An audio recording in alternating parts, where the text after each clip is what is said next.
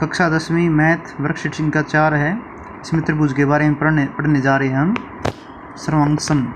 सर्वांगसमता के नियम, मध्य बिंदु, माध्यिका, त्रिभुज का क्षेत्रफल और कुछ नियम है और कुछ क्वेश्चन है।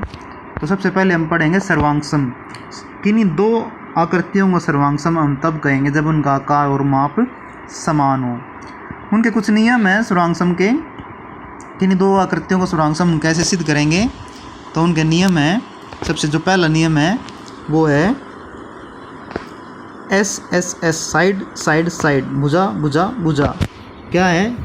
किन्हीं दो त्रिभुज में संगत भुजाएं, तीनों संगत भुजाएं आपस में बराबर हैं तो दोनों त्रिभुज आपस में सर्वांगसम होंगे। सर्वांगसम का जो चिन्ह है वो ये है। फिर है दूसरा साइड एंगल साइड, भुजा कोण भुजा। किन्हीं दो त्रिभुज में दो संगत भुजाएं और एक संगत कोण आपस में बराबर है तो आपस में वे क्या कहेंगी? सर्वांगसम। फिर है एंगल साइड एंगल। किन्हीं दो त्रिभुजों में संगत कोण आपस में बराबर और संगत भुजा बराबर है तो वो दोनों त्रिभुज आपस में क्या है? सर्वांगसम है। फिर है RHS, ये समकोण त्रिभुज में अप्लाई होता है। किन्हीं दो समकोण त्रिभुज में संगत भुजा और क्या नाम है? संगत कर्ण की भुजा की लंबाई आपस में बराबर है तो वे दोनों आपस में क्या है? सर्वांगसम है।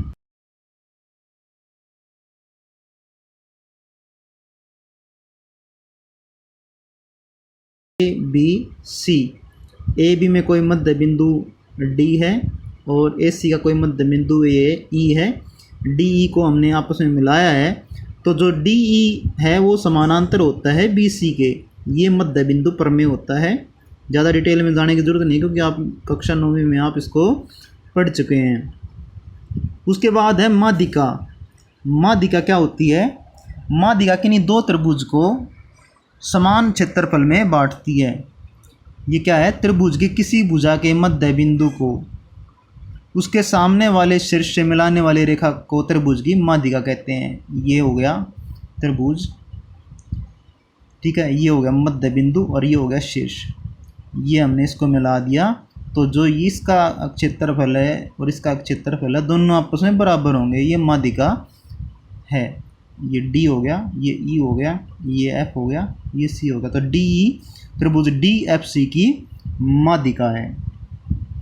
उसके बाद आते हैं त्रिभुज का क्षेत्रफल अगर कैसे निकालें, जैसे DFC, इसका त्रिभुज का क्षेत्रफल कैसे निकालेंगे? उसके लिए सूत्र है 1/2 गुणा में आधार गुणा में लंब। इसमें आधार है 1/2 गुणा FC क्या है? आधार, और लंब है DE, ठीक है। ये त्रिभुज का क्षेत्रफल निकालने का सूत्र होता है।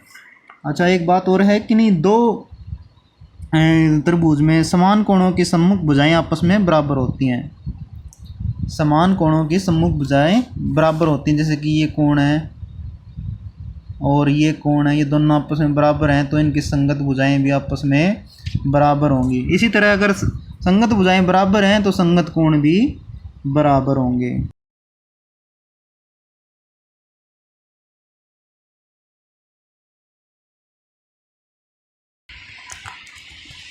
पहला है सर्वांगसम आकृतियां समान आकार,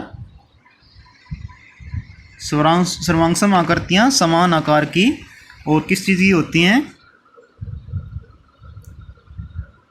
ये रहा, समान माप की, ठीक है। समकोण त्रिभुज PQR में PQ बराबर है 3 सेंटीमीटर, PR बराबर है 5 सेंटीमीटर और QR बराबर है 4 सेंटीमीटर। तो दर्शाइए कि PQ स्क्वायर जमा QR स्क्वायर बराबर है PR स्क्वायर। तो उसके लिए ये है हमारे पास त्रिभुज PQ बराबर है 3 सेंटीमीटर, PR बराबर है 5 सेंटीमीटर, QR बराबर है 4 सेंटीमीटर। हमें क्या दर्शाना है कि PR का स्क्वायर बराबर है PQ का स्क्वायर जमा QR का स्क्वायर। तो इसमें वैल्यू रखेंगे PR का स्क्वायर यानी 5 का स्क्वायर बराबर है PQ यानी 3 का स्क्वायर जमा QR यानी 4 का स्क्वायर। 5 का स्क्वायर 25 हो गया, 3 का स्क्वायर 9, 4 का स्क्वायर 16, 9 और 16 25, 25 बराबर है 25। तो ये होगा अभी हमारा क्वेश्चन। उसके बाद अगला क्वेश्चन है, दी गई आकृति में ई एक्स वाई का मध्य बिंदु है और ई एफ क्या है, पैरेलल है वाई जेड के।